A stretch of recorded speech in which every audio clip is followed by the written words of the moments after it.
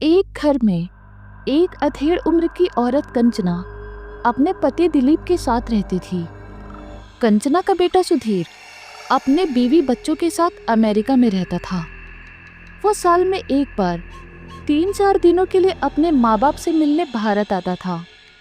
दिलीप जी की तबीयत बहुत खराब रहती थी, इसलिए कंचना बहुत परेशान रहती थी। एक दिन दिलीप जी की मौत हो गई और अब कंचना पूरी तरह से अकेली पड़ गई।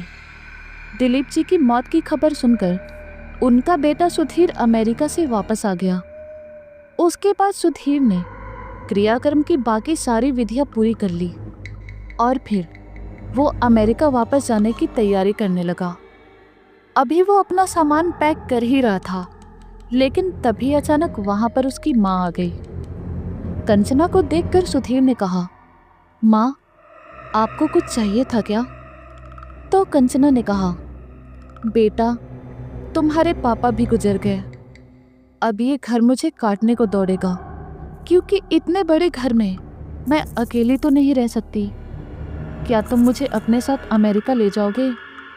मैं तुम्हें बिल्कुल भी परेशान नहीं करूंगी, वहां पर बस एक कोने में ही पड़ी रहूंगी।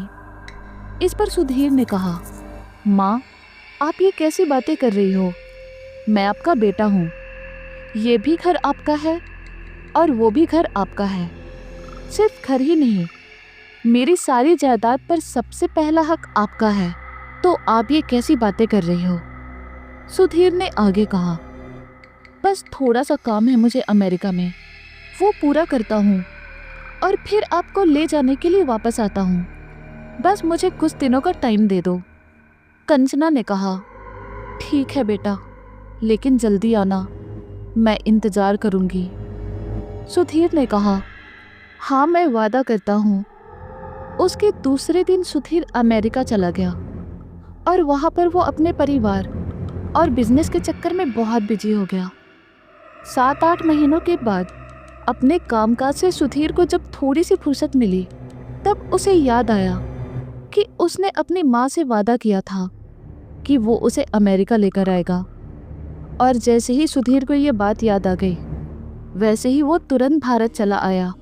लेकिन घर जाने के बाद सुधीर ने जो अपने सामने देखा, वो देखकर वो पूरी तरह से शॉक्ड हो गया और गम से उसकी आंखें नम हो गई, क्योंकि उस घर के एक कमरे में कंचना की लाश पड़ी हुई थी और वो लाश काफी सड़ चुकी थी। ये देखकर कंचना की मौत का दोषी सुधीर अपने आप को मानने लगा। उसके बाद उसने कंचना का अंतिम संस्कार और बाकी सारी विधियां पूरी की और फिर वो वापस अमेरिका चला गया। लेकिन उसके बाद कंचना का घर एक भूतिया घर में बदल गया, क्योंकि उस घर में कंचना की आत्मा आज भी घूमती है और रात 12 बजे के बाद गलती से भी कोई उस घर के आसपास भटकता है तो कंचना उसे डराती है। आज भी वो अपने घर की रक्षा करती है, लेकिन आज तक कंचना ने बिना वजह किसी को कोई भी नुकसान नहीं पहुंचाया। दोस्तों, ये थी आज की कहानी। अगर आपको ये स्टोरी पसंद आए तो इस वीडियो को लाइक करो, कमेंट्स करो और अपने रिश्तेदार या दोस्तों के साथ शेयर करो।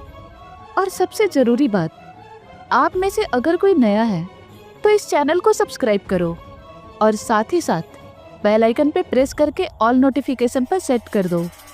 तो मिलते हैं नेक्स्ट वीडियो में।